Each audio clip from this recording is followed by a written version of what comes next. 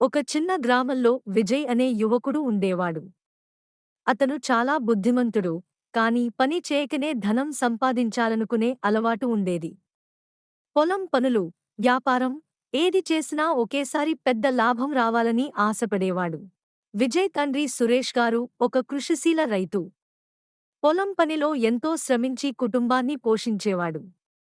తన కొడుకు విజయ్ మాత్రం కష్టపడటానికి ఇష్టపడలేదు. ఒకరోజు విజయ్ గ్రామంలోని పెద్దవారి దగ్గరికి వెళ్లి, నాన్న పొలం పనులు చేసి ఎంతో కష్టపడతారు. కానీ డబ్బు మాత్రం చాలా తక్కువ వస్తుంది. నేను తక్కువ కష్టపడి ఎక్కువ సంపాదించగలను అన్నాడు. ఆ మాట వినిన ఒక తాతయ్య చిరునవ్వుతో, ఒక పెద్ద మనిషి ఒకప్పుడు తన పొలంలో బంగారం దాచాడని చెబుతారు. కనుక నీ పొలంలో బంగారం ఉండొచ్చు. ఒకసారి అంతా తవ్వి చూడు అని చెప్పాడు.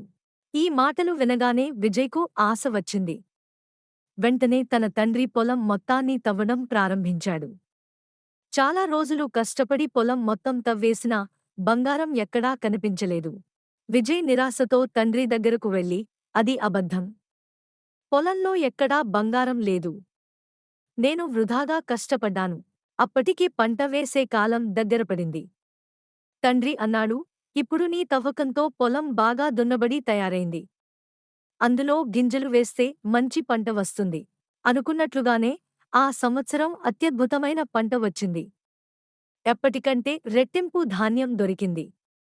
ఇప్పటికి విజయ్కు అర్థమైంది. అసలు బంగారం నేనే తవ్వుకున్నానని ఇప్పుడు తెలిసింది. శ్రమ ఎప్పుడూ వృధా కాదు.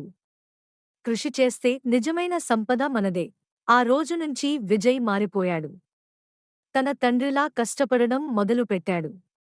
కొన్నేళ్లలోనే విజయ్ గొప్ప రైతుగా పేరు తెచ్చుకున్నాడు. నీతి: కృషి ఎప్పుడూ వృధా కాదు. కష్టపడి పనిచేస్తే నిజమైన సంపద మనదే. ఈ కథ నచ్చినట్లయితే లైక్ చేయండి, మీ ఫ్రెండ్స్కి షేర్ చేయండి. మరిన్ని వీడియోస్ కోసం మా ఛానల్ను సబ్స్క్రైబ్ చేసుకోండి.